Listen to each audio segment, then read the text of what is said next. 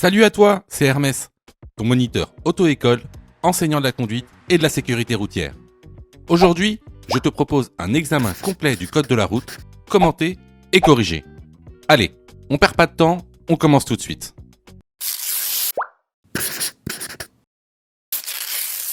Question numéro 1. Je m'engage dans une rue où il y a des travaux. Réponse A, je ralentis. Réponse B, j'accélère.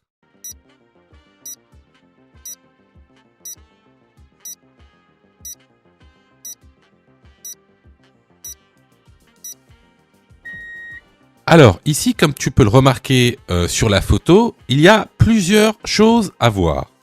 Tout d'abord, des travaux à droite. Donc, tu remarqueras que la chaussée est donc rétrécie.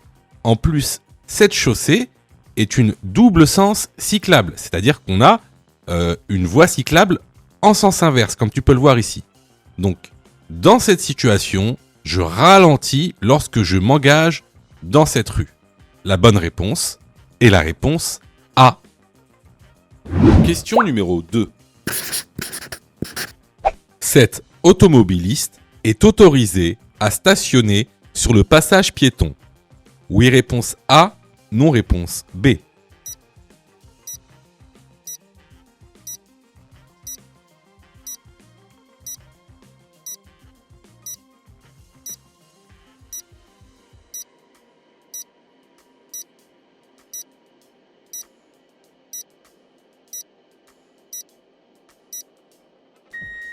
Alors, afin de passer le code de la route, tu dois savoir qu'il existe 4 types de stationnement interdits, qu'on dit stationnement infractionnel, c'est-à-dire qui constituent une infraction. Alors, tout d'abord, tu as le stationnement abusif, ensuite, tu as le stationnement gênant, ensuite, le stationnement très gênant, et enfin, le stationnement dangereux. Ici, lorsqu'on stationne sur un passage piéton, on a affaire à un stationnement très gênant. Donc ça, c'est une contravention de 4e classe qui est sanctionnée par une amende de 135 €. Donc ici, est-ce que cet automobiliste est autorisé à stationner sur un passage piéton ? Non. La bonne réponse ici est la réponse B. Question numéro 3. Un véhicule en stationnement peut masquer la présence d'un enfant. Oui, réponse A, non, réponse B. Dans cette situation, je ralentis pour anticiper le danger. Oui, réponse C, non, réponse D.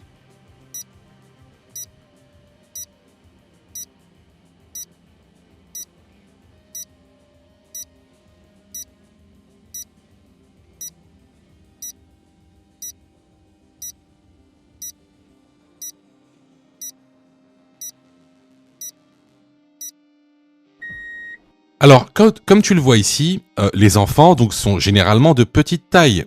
Donc, ils sont vraiment très difficiles à percevoir lorsque tu conduiras.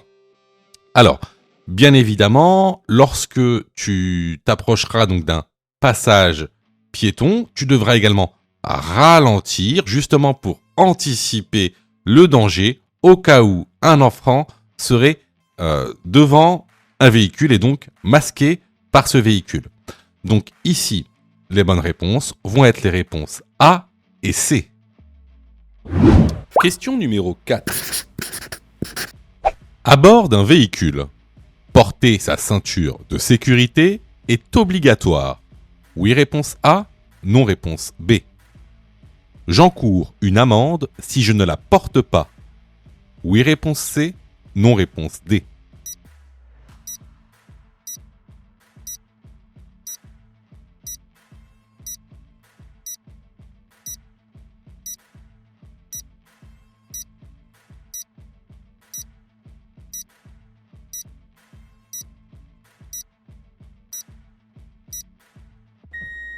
Alors, la ceinture de sécurité est strictement obligatoire pour le conducteur et également les passagers à bord d'un véhicule. Si je ne la porte pas, En tant que conducteur, j'encours une amende de 135 euros, mais également un retrait de 3 points sur le permis de conduire. C'est une contravention de 4e classe. Les bonnes réponses ici sont les réponses A et C. Question numéro 5. Pour dépasser ce cycliste, je dois laisser un intervalle de sécurité. Oui, réponse A. Non, réponse B.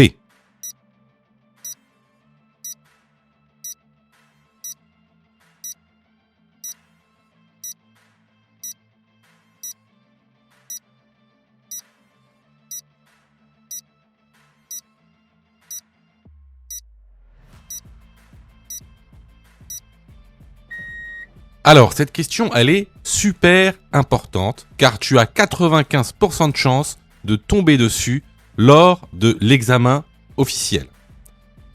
Alors, concernant le dépassement des cyclistes, 2 cas vont se présenter à toi. Tout d'abord, le cas en agglomération et le cas hors agglomération. Commençons par le cas en agglomération. Pour dépasser un cycliste en agglomération, je dois laisser un intervalle de sécurité de 1 mètre entre mon véhicule et l'usager vulnérable. Dans le cas hors agglomération, lors d'un dépassement d'un usager vulnérable, ici un cycliste, je dois laisser un intervalle de sécurité de 1,50 m. Alors, attention, petit point à retenir, c'est valable pour les cyclistes et c'est valable pour tous les usagers vulnérables, c'est-à-dire les piétons, les motos, ceux qui circulent en engin de déplacement personnel, c'est-à-dire les trottinettes. Donc ça, c'est valable pour tous les usagers vulnérables, y compris les cyclistes. Vu que la question est importante, on va faire un petit récapitulatif. Donc, en agglomération, pour dépasser un usager vulnérable, je dois laisser un intervalle de sécurité de 1 mètre. Hors agglomération, pour dépasser un usager vulnérable, je dois laisser un intervalle de sécurité de 1,50 m. Donc, ici, la bonne réponse est la réponse A. Alors, cette question est très importante, comme je te le dis, car c'est sûr et certain qu'elle va tomber le jour de l'examen. Si tu t'es trompé, c'est pas grave. Tu es en apprentissage, tu es en train d'apprendre le code de la route, donc c'est normal de faire des erreurs. Ça fait partie du processus d'apprentissage. Et même si à ce test du code de la route, tu fais 15 erreurs, 20 erreurs, c'est pas grave, il faut l'accepter. Tu es un apprenant, donc tu vas progresser au fur et à mesure d'apprendre le cours et de réaliser des tests. Question numéro 6. Je programme mon GPS avant de prendre le volant. Oui, réponse A. Non, réponse B.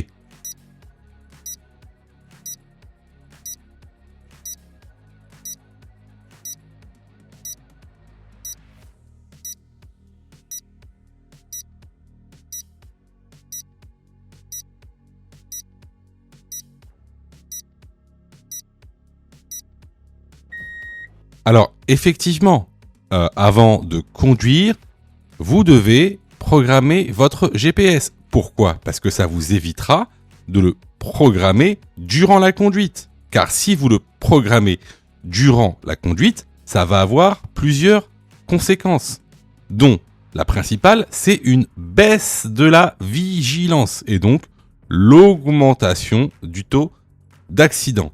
Donc ici, je programme mon GPS avant de prendre le volant. La bonne réponse est la réponse A. Question numéro 7. Je dois céder la priorité à droite à la prochaine intersection. Oui, réponse A.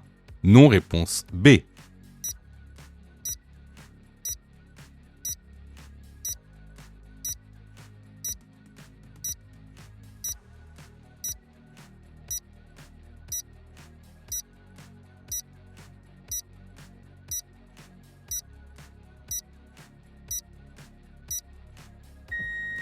Alors, encore une fois, les questions de priorité à droite, à coup sûr, tu auras cette question lors de l'examen officiel du code de la route. C'est une question récurrente qui tombe souvent. Et parfois même, il y a plusieurs questions de priorité à droite dans un même test officiel. Parfois 2, parfois 3, parfois même 4. Alors, comme c'est une question qui est importante, on va tout voir sur la priorité à droite. Comme ça, tu sauras tout sur cette notion. Alors, 2 cas va se présenter à toi. Le cas où tu devras la priorité à droite et le cas où c'est toi qui auras la priorité sur les véhicules venant de droite.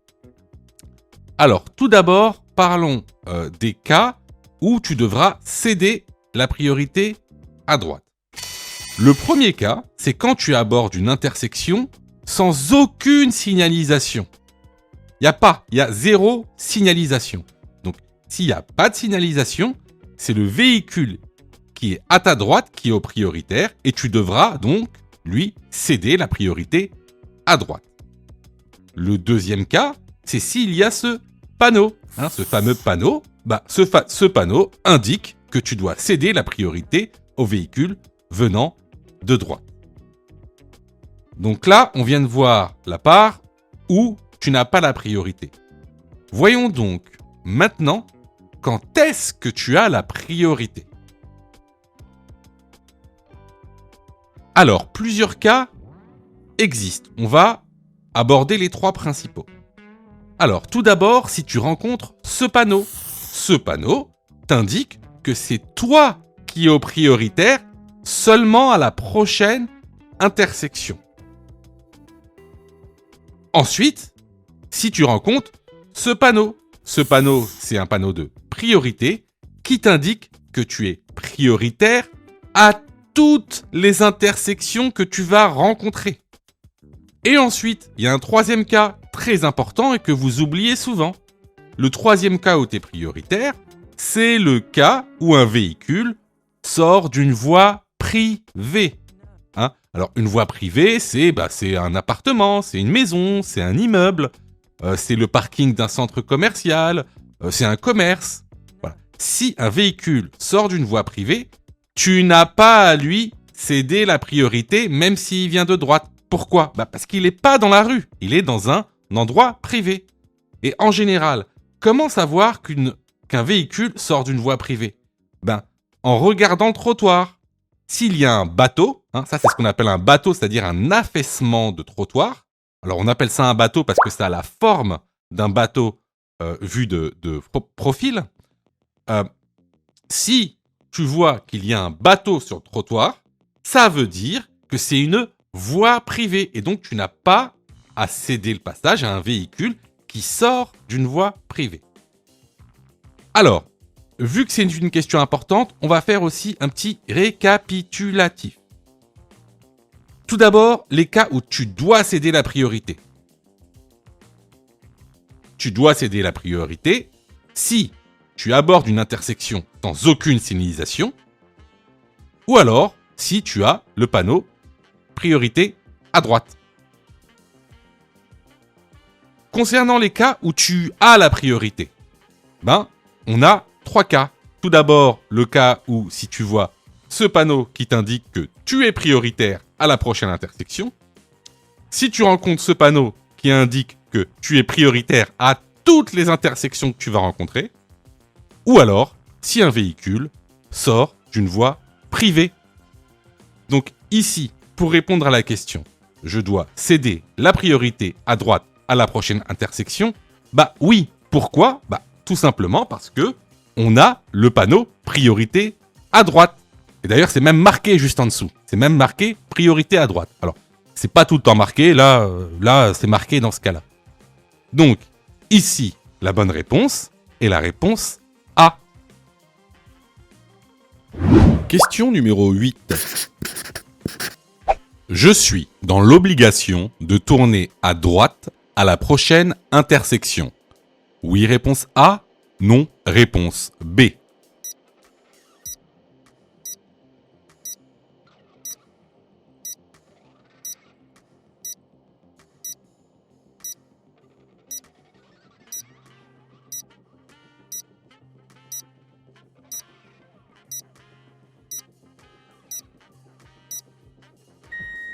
Alors, comme tu peux le voir juste ici, on a un panneau d'obligation. Ce panneau d'obligation t'oblige à tourner à droite à la prochaine intersection. Alors, ne pas confondre ce panneau avec celui-ci, qui a une toute autre signification. Donc, aujourd'hui, on n'aura pas le temps de traiter de ce sujet, mais si tu veux en savoir plus sur ce panneau, rendez-vous dans la formation. Donc, pour revenir à la question, la bonne réponse est la réponse A. Question numéro 9. Les balais d'essuie-glace doivent être changés régulièrement. Oui, réponse A. Non, réponse B.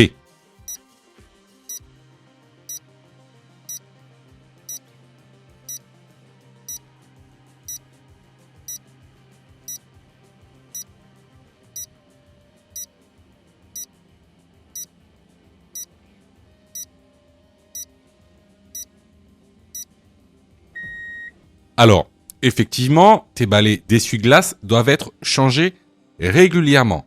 C'est-à-dire lorsqu'ils sont usés. Tu pourras savoir qu'ils sont usés lorsqu'ils feront un grincement lorsque tu les actives. En général, on change les balais d'essuie-glace à peu près tous les ans. Donc la bonne réponse ici est la réponse A. Question numéro 10. Je circule à pied sur la chaussée après un accident ou une panne. Je dois mettre mon gilet haute visibilité. Oui, réponse A. Non, réponse B.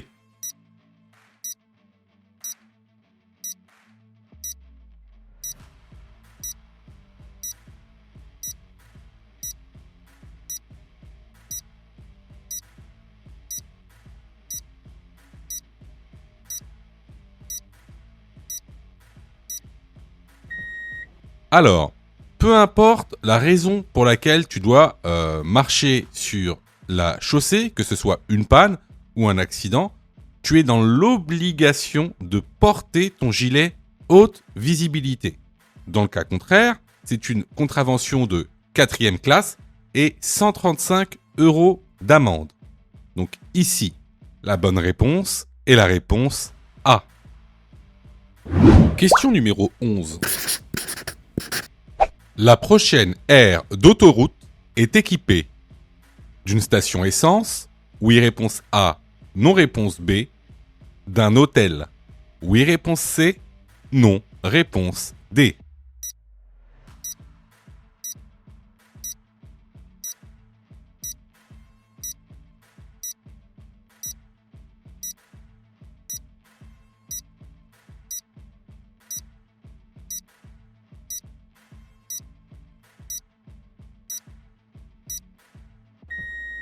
Alors, comme le montre le panneau, tu auras deux choses dans cette aire d'autoroute. Tout d'abord, une station essence ou poste de distribution de carburant et également un débit de boissons. Par contre, il n'y aura pas d'hôtel parce que le panneau d'indication de service qui t'indique qu'il y a un hôtel, c'est celui-ci. Donc ici, il n'y en a pas, donc il n'y aura pas d'hôtel. Les bonnes réponses ici sont les réponses A et D. Question numéro 12. Les forces de l'ordre peuvent contrôler l'alcoolémie d'un conducteur à tout moment. Oui, réponse A, non, réponse B.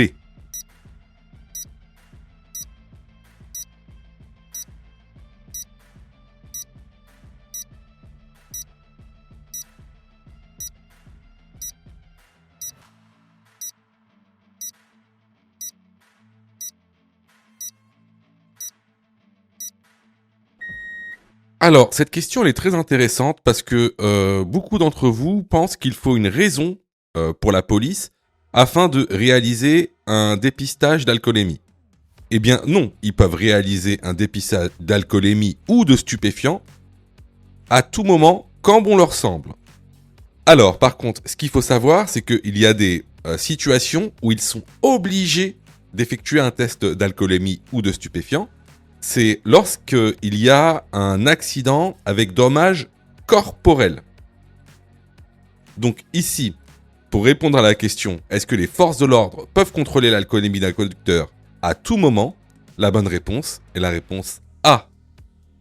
Je vois que tu es super motivé pour avoir ton code. Alors, soutiens la chaîne en t'abonnant et surtout en activant les notifications afin d'être prévenu des dernières vidéos mises en ligne. Question numéro 13. Il est dangereux de conduire si je prends ce médicament. Oui, réponse A. Non, réponse B.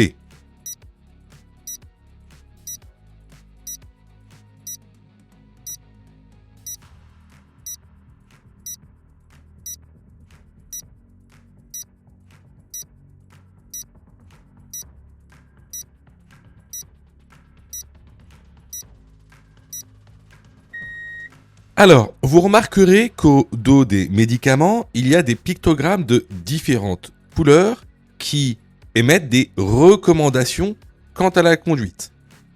Donc, ces pictogrammes sont classés selon des niveaux de dangerosité.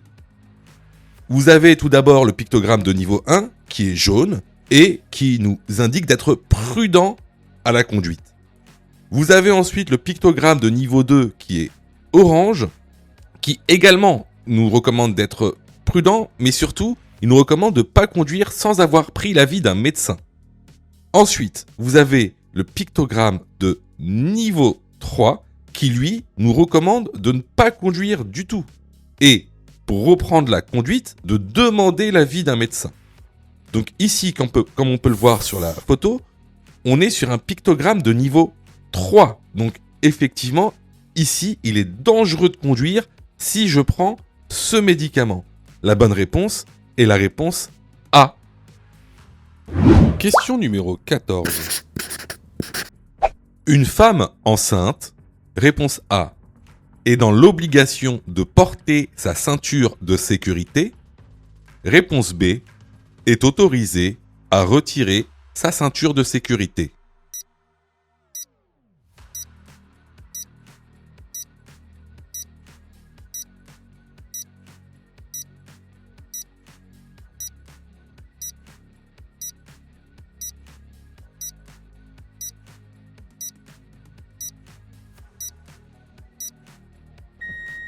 Alors, la ceinture de sécurité est obligatoire pour tous les usagers d'un véhicule. Donc si vous êtes à l'intérieur d'un véhicule, que vous soyez conducteur ou passager, vous êtes obligé de mettre votre ceinture, que vous soyez un enfant, que vous soyez une femme enceinte, peu importe. Alors, effectivement, il faut savoir qu'il y a des dérogations. Mais ça, ce sont des cas vraiment particuliers. Il y a des dérogations préfectorales. Il faut passer devant un médecin agréé par la préfecture pour pouvoir justement avoir ces dérogations. Mais dans le cas général, la loi dit que la ceinture de sécurité est obligatoire pour tous. Donc ici, la bonne réponse est la réponse A. Question numéro 15. Je possède un véhicule électrique. Avant un long trajet, je vérifie que le batterie est bien chargé en totalité. Oui, réponse A. Non, réponse B.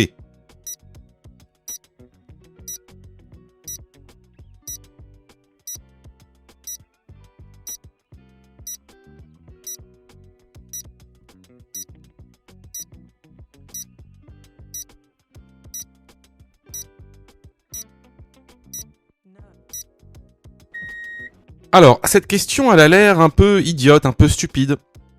Pas du tout. Alors, déjà, premièrement, c'est une question qui est souvent posée à l'examen du code de la route. Il y a de grandes chances que cette question vous sera posée à l'examen. En plus de ça, pourquoi cette question ? Parce que, vous savez, imaginez que vous partez pour un long voyage avec votre famille, votre femme, vos enfants. Qu'est-ce qui va se passer si la batterie, elle n'est pas chargée ? Tout de suite, vous allez devenir anxieux. Vous allez vous dire, il faut vite que je recharge la batterie, il faut que je trouve un point de recharge, ma femme est énervée, les enfants font du bruit. Et ben, tout ça, ça va créer un environnement anxiogène, d'accord? Et qu'est-ce que ça va provoquer? Ben, ça va provoquer que vous ne serez pas concentré sur l'activité de conduite. N'oubliez pas que quand vous prenez la voiture, vous devez être concentré sur votre conduite. Il ne faut pas que vous pensiez à autre chose ou que vous soyez dans un état anxiogène. Donc, avant de partir pour un long trajet, on prépare son trajet, on charge sa batterie complètement et également, qu'est-ce qu'on fait? Eh ben, on prévoit les points pour, les stations électriques qui seront sur le trajet. Donc, ici, avant un long trajet, je vérifie que la batterie est bien chargée. La bonne réponse est la réponse A. Question numéro 16. Je dois respecter une distance de sécurité entre mon véhicule et le véhicule devant moi. Oui, réponse A. Non, réponse B.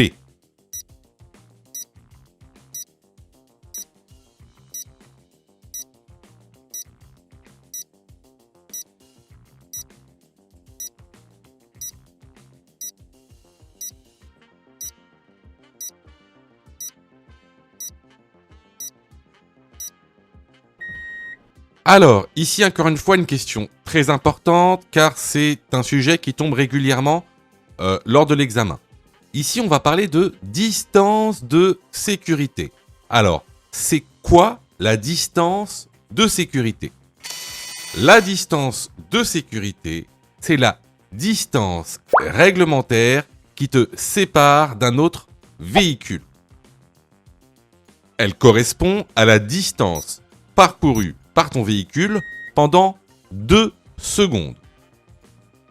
Pour savoir si tu respectes cette distance de sécurité, c'est très simple. Tu dois regarder les lignes de rive à droite. Pour respecter la distance de sécurité, il faut au moins 2 lignes de rive qui te séparent du véhicule qu'il y a devant toi. Donc, pour répondre à la question, est-ce que je dois respecter une distance de sécurité entre mon véhicule et le véhicule devant moi? La bonne réponse est la réponse A. Question numéro 17. Je souhaite tourner à gauche immédiatement. Réponse A. Je dois d'abord m'arrêter. Réponse B. Je passe sans m'arrêter.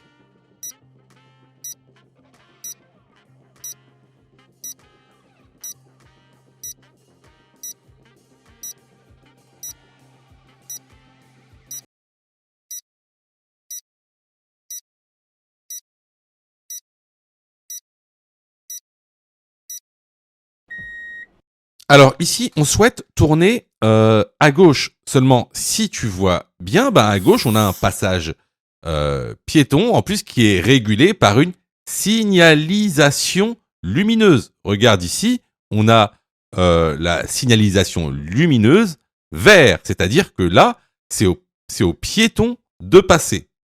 En plus de ça, regarde bien, on a des piétons sur le passage piéton. Alors, on les voit pas très bien parce qu'ils sont cachés par le montant. Et ça, c'est des choses que je répète très souvent dans les vidéos, c'est que le montant constitue un angle mort. Et là, vous voyez bien que ces piétons qui sont situés à peu près sur ce montant de la voiture, on les voit pas très bien. Imaginez un montant un tout petit peu plus large, je peux vous dire que les piétons, vous ne les voyez pas. C'est un vrai angle mort, comme vous pouvez le voir ici. Donc, pour répondre à la question, je souhaite tourner à gauche immédiatement, je dois d'abord m'arrêter. La bonne réponse est la réponse A. Sais-tu que Mon Code de la route est aussi une plateforme pédagogique qui te permet de passer ton examen du code à partir de seulement 9,90 €. Et on a même conçu, spécialement pour toi, un programme qui te permet d'obtenir ton code en un temps record. C'est le programme Mon Code en 10 jours.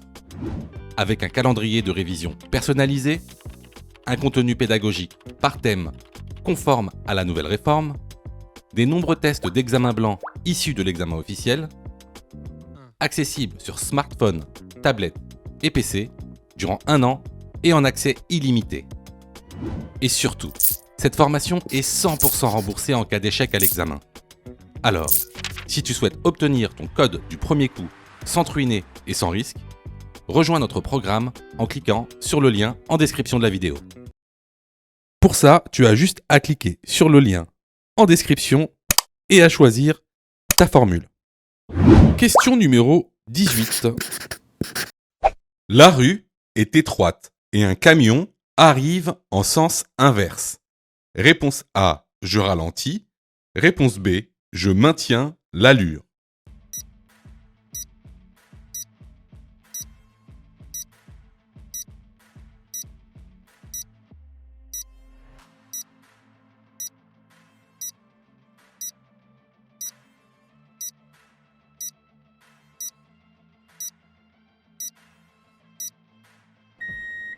Alors, comme tu le vois ici, on est sur une rue à double sens de circulation. La rue est étroite et on a un camion qui vient en sens inverse. Donc dans ce cas-là, je ralentis parce qu'on est dans le cas d'un croisement qui sera difficile. Pour en savoir plus sur les croisements difficiles, je vous incite fortement à aller dans la formation. Donc ici, la bonne réponse est la réponse A. Question numéro 19. Je suis bien placé pour tourner à gauche à la prochaine intersection. Oui, réponse A. Non, réponse B.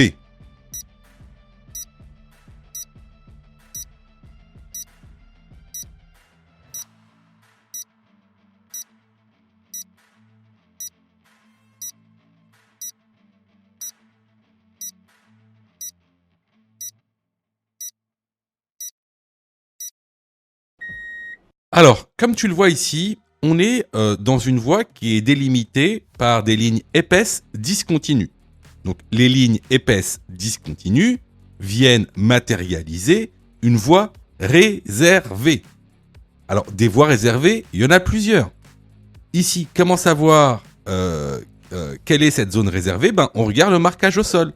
Ici, on voit que cette voie réservée, elle est réservée aux gens qui tournent à gauche, comme le montre la flèche au sol. C'est ce qu'on appelle une voie de stockage. Donc, cette voie est réservée aux véhicules qui tournent à gauche à la prochaine intersection. La bonne réponse ici est la réponse A. Question numéro 20. Je m'engage sur une intersection sans signalisation. Réponse A. Je dois céder la priorité aux véhicules à ma droite. Réponse B. Le véhicule à ma droite doit me céder la priorité.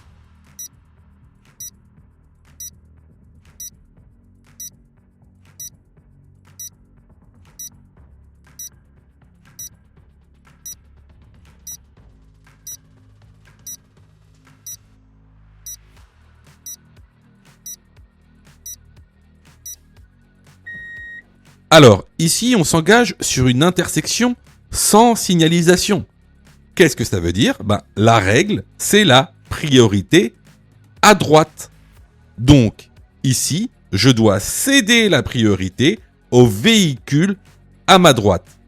La bonne réponse, ici, est la réponse A. Question numéro 21.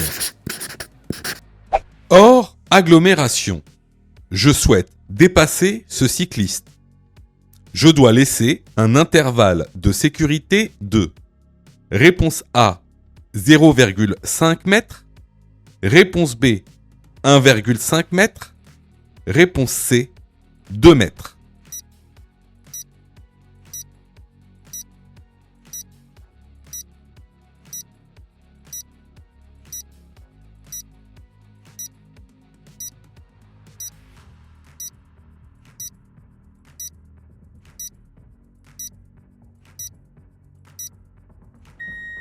Alors, ici, la question précise qu'on est hors agglomération. Donc, hors agglomération, pour dépasser ce cycliste, je dois laisser un intervalle de sécurité de 1,50 m.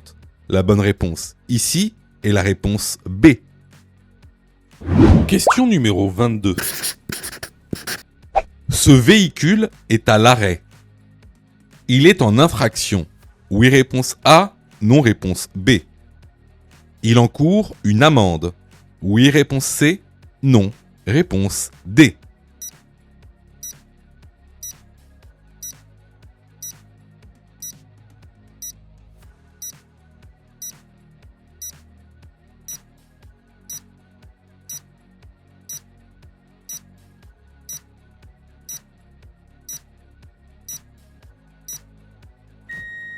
Alors, ici, comme tu le vois bien, ce véhicule, il s'est arrêté à un emplacement qui empêche le dégagement des autres automobilistes. C'est une infraction, c'est ce qu'on appelle un stationnement gênant, qui est sanctionné par une amende de 35 €. De plus, si vous ne retirez pas votre voiture à temps, vous risquez une immobilisation, donc une mise en fourrière. Les bonnes réponses ici sont les réponses A et C. Question numéro 23. À l'entrée de ce tunnel, la vitesse maximale autorisée sera de 70 km/h. Oui, réponse A. Non, réponse B. Le stationnement sera autorisé. Oui, réponse C. Non, réponse D.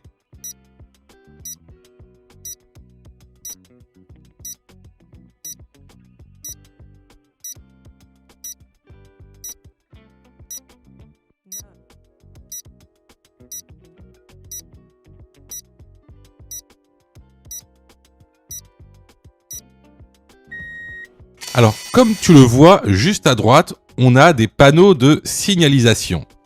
Parmi eux, il y en a 2 qui vont te permettre de répondre à la question.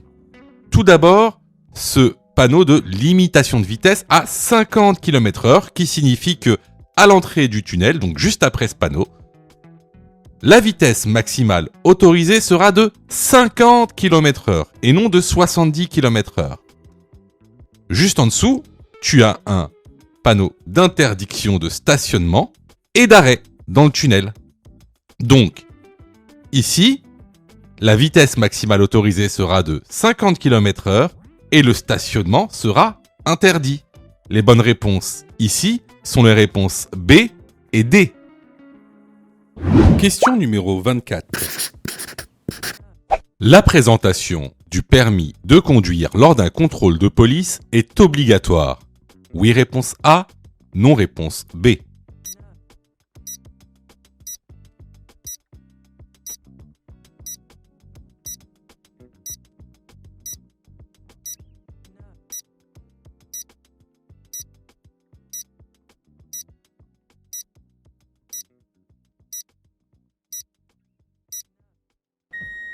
Alors, plusieurs documents sont obligatoires à bord du véhicule et donc lors d'un contrôle de police. Tout d'abord, vous avez le permis de conduire. Ensuite, vous avez une preuve du contrôle technique. Ça peut être soit la vignette que vous collez sur le certificat d'immatriculation ou la vignette sur le pare-brise. Et enfin, le certificat d'immatriculation. Alors, je sais que beaucoup d'entre vous vont dire « Ah, bah, t'as oublié quelque chose, hein, et l'assurance alors ?» Alors, non, l'assurance n'est pas obligatoire lors d'un contrôle de police depuis avril 2024. Donc, pour en savoir plus, je vous conseille d'aller dans la formation. Donc ici, est-ce que la présentation du permis de conduire est obligatoire lors d'un contrôle de police ? La bonne réponse est la réponse A. Question numéro 25. La ceinture de sécurité permet d'éviter l'éjection en cas d'accident. Oui, réponse A. Non, réponse B.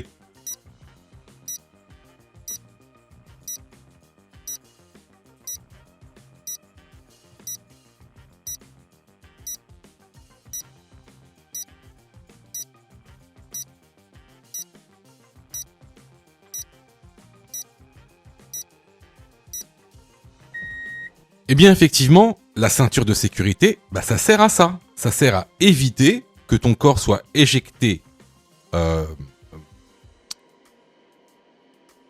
à l'extérieur du véhicule en cas d'accident afin de réduire les dommages corporels. Donc ici, la bonne réponse est la réponse A. Question numéro 26. En cas de long trajet, je dois prendre une pause toutes les 2 heures. Oui, réponse A. Non, réponse B.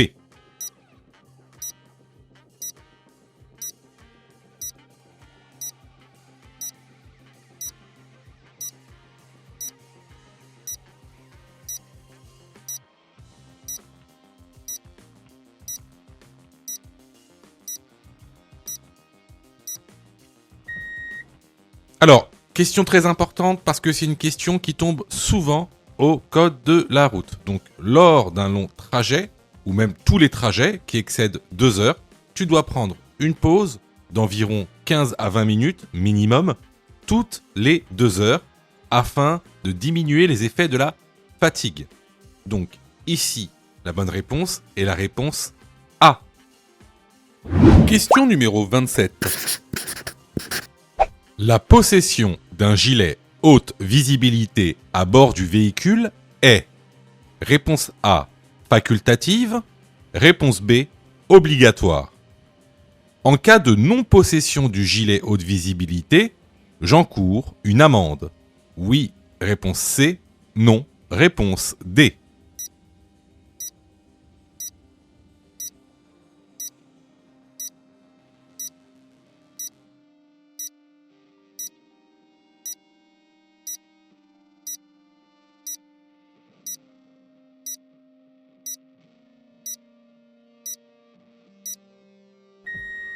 Alors, effectivement, ne pas posséder son gilet haute visibilité à bord du véhicule est une infraction. Donc, c'est obligatoire de posséder ce gilet à bord du véhicule.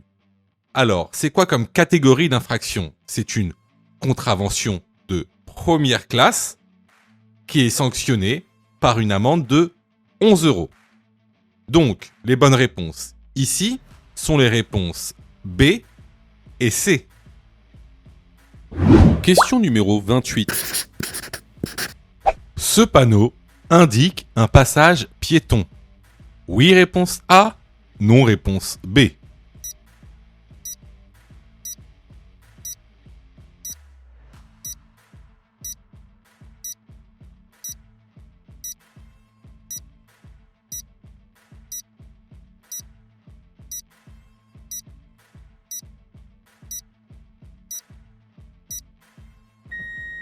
Alors, le panneau de danger qui indique un passage piéton, c'est celui-ci. Alors que le panneau qu'il y a sur la photo, c'est celui-ci. Et ce panneau-là indique un endroit fréquenté par des enfants. Donc, ici, la bonne réponse est la réponse B. Question numéro 29. Je pars pour un long trajet. Je prépare mon itinéraire. Oui, réponse A. Non, réponse B. Je me fixe une heure d'arrivée. Oui, réponse C. Non, réponse D.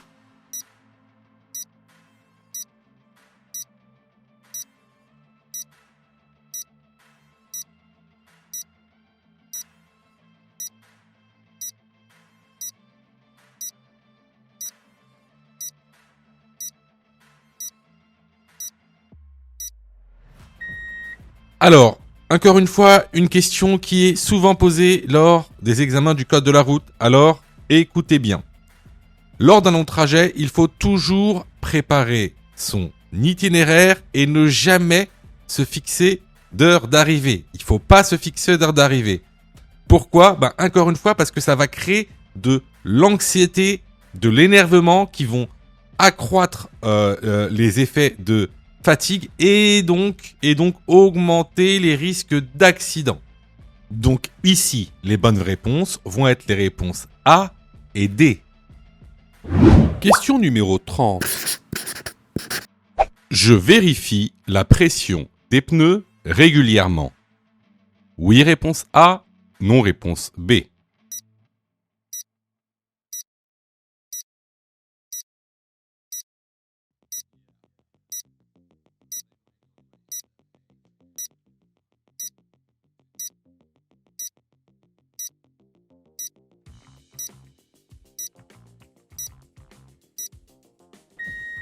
Alors effectivement, la pression des pneus doit être vérifiée au minimum une fois par mois. Donc ici, la bonne réponse est la réponse A. Alors clairement ici, c'était une question basique, une notion de cours basique. Donc si tu as eu faux à cette question, je t'encourage vivement à aller te former sur notre plateforme de formation ou ailleurs. Alors, surtout, ne te dis pas « Ah ben, c'est pas grave, les examens blancs vont justement m'aider à apprendre le code. » Faux. Les examens blancs ne servent pas à apprendre le code. Les examens blancs servent à tester si tu as, oui ou non, assimilé le contenu pédagogique. Alors, quelle est la meilleure méthodologie pour passer le code, c'est-à-dire quelle est la meilleure méthodologie pédagogique? Alors, tout d'abord, il va falloir apprendre les cours par thème. Hein. Vous savez, il y a aujourd'hui 10 thèmes avec la nouvelle réforme. Une fois que tu auras appris ces 10 thèmes et tous les contenus de ces 10 thèmes, alors tu pourras passer à des exercices d'entraînement par niveau de difficulté. Tout d'abord, les exercices faciles, les exercices moyens et les exercices difficiles. Une fois ce travail effectué, là, tu pourras t'exercer à faire des examens blancs. Surtout, ne pense pas que les examens blancs vont t'aider à apprendre. Ce n'est pas vrai. Et d'ailleurs, c'est pour ça que beaucoup de gens ratent leur code de la route. N'oubliez pas que le taux de réussite au code de la route est d'environ 60%. C'est-à-dire qu'il y a quasiment 40% des personnes qui échouent au code de la route, justement parce qu'ils n'ont pas la bonne méthodologie pédagogique. Donc ici, si tu t'es trompé à cette question, je t'encourage vivement à venir sur notre plateforme pédagogique et à participer à la formation. Pour ça, tu as juste à cliquer sur le lien en description et à choisir ta formule. Question numéro 31. Le véhicule à droite sort d'une voie privée. Réponse A. Ce véhicule est prioritaire. Il bénéficie de la priorité à droite. Réponse B. Ce véhicule n'est pas prioritaire. Il doit céder la priorité aux véhicules sur la route.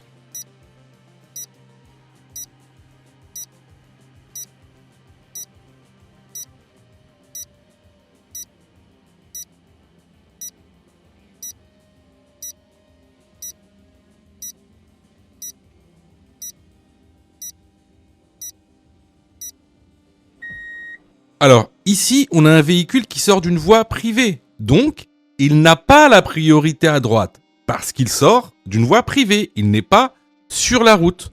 Donc, ici, la bonne réponse est la réponse B. Question numéro 32. L'éco-conduite permet de réduire la consommation en carburant. Oui, réponse A. Non, réponse B.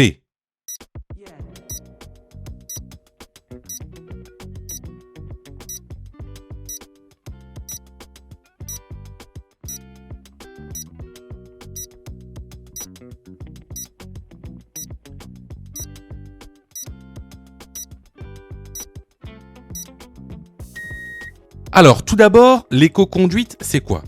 L'éco-conduite, c'est mettre en place des manières de conduire qui soient respectueuses de l'environnement.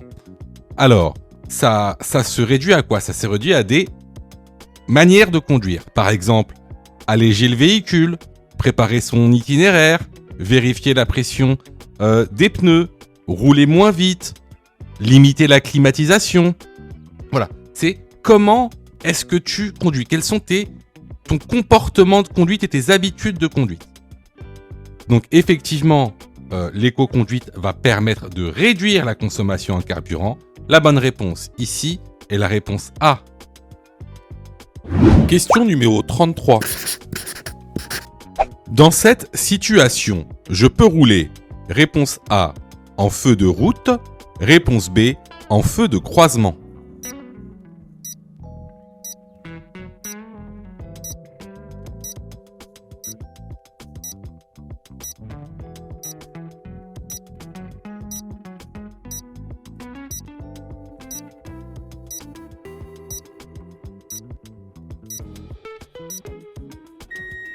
Alors, cette question, elle peut paraître difficile parce qu'elle précise pas si on est en agglomération ou hors agglomération. Cependant, on a un véhicule en face de nous qu'on croise. Donc ici, impossible de rouler en feu de route, qu'on soit en agglomération ou hors agglomération. Donc ici, je roule en feu de croisement. La bonne réponse est la réponse B. Question numéro 34. Je peux m'arrêter ou stationner sur un arrêt de bus. Oui, réponse A. Non, réponse B.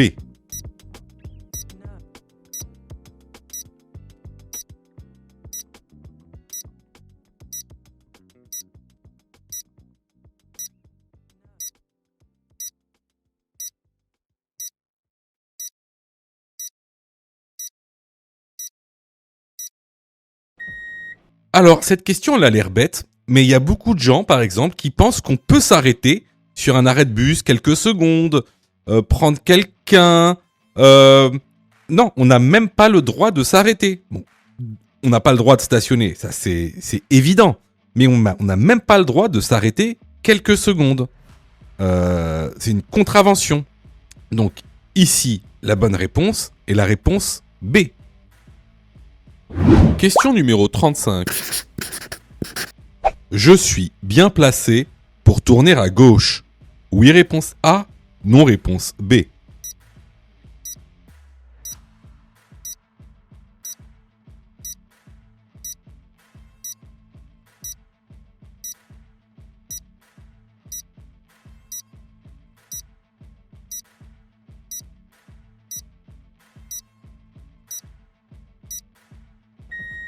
Alors ici, comme tu peux le voir, on est sur la voie de gauche, avec en plus de ça, un marquage au sol qui indique une flèche vers la gauche, qui nous indique donc que on est sur la voie pour tourner à gauche. Je suis donc bien placé pour tourner à gauche. La bonne réponse ici est la réponse A.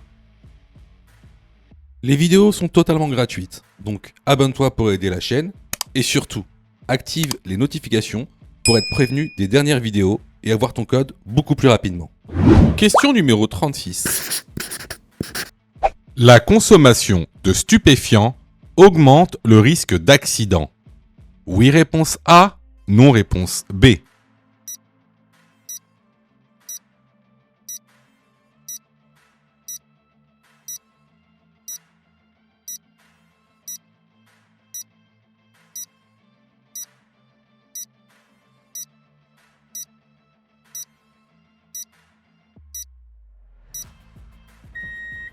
Alors, comme le montre ce document que tu retrouveras dans la formation, les stupéfiants augmentent considérablement le risque d'accident. Par exemple, le cannabis augmente le risque d'accident par 3.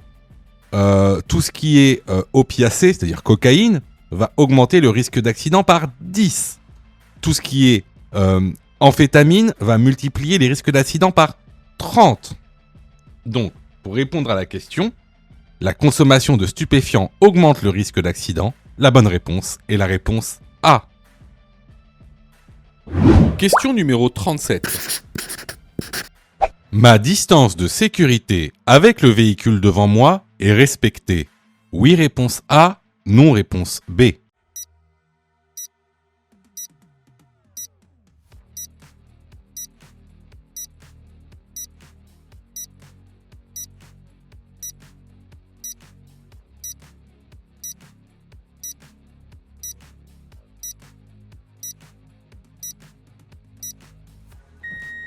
Alors ça, on l'a vu plusieurs fois dans la formation et les vidéos YouTube. Pour savoir si ta distance de sécurité est respectée, tu regardes les lignes de rive à droite. Il te faut 2 lignes de rive pour avoir une distance de sécurité réglementaire. Ici, comme tu le vois, on les a pas les 2 lignes de rive à droite. Donc la distance n'est pas respectée. La bonne réponse ici est la réponse B. Question numéro 38. Le niveau de liquide de refroidissement doit être vérifié régulièrement. Oui, réponse A. Non, réponse B.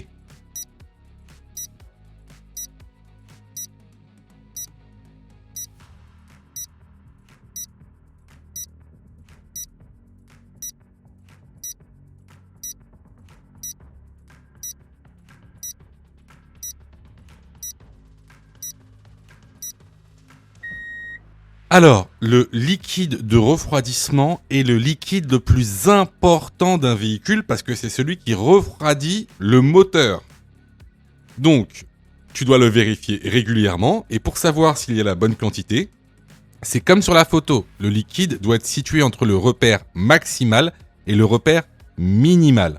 Dans le cas contraire, il faut l'envoyer chez un garagiste. Ne t'amuse pas à ouvrir le réservoir du liquide de refroidissement car il peut t'exploser au visage, surtout si la voiture est à chaud. Donc ici, la bonne réponse est la réponse A. Question numéro 39. Je peux stationner sur la voie à ma droite. Oui, réponse A. Non, réponse B.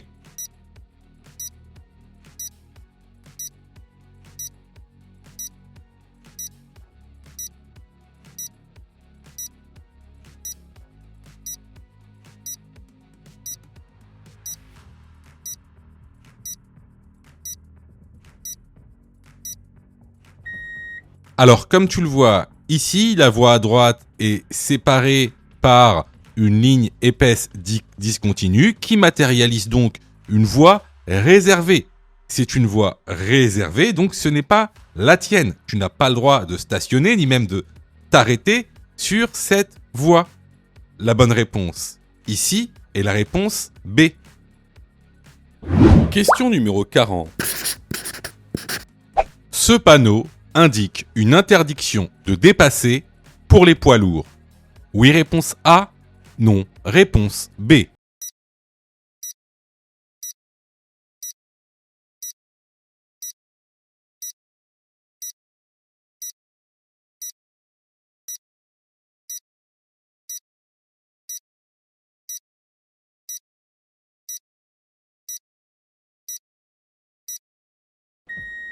Effectivement, ce panneau indique que les poids lourds ont interdiction de dépasser. N'oubliez pas, un poids lourd, c'est un véhicule dont le poids total à charge est supérieur à 3,5 tonnes.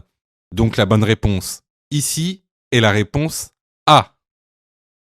Si tu as fait 8 fautes ou plus, ne panique pas. Rejoins-nous sur notre plateforme pédagogique en ligne en cliquant sur le lien en description de la vidéo. Tu pourras alors choisir la formule qui te convient. N'oublie pas de liker la vidéo et de t'abonner pour recevoir toutes les dernières notifications. Tu peux aussi continuer à t'entraîner en cliquant sur l'une des vidéos qui s'affichent.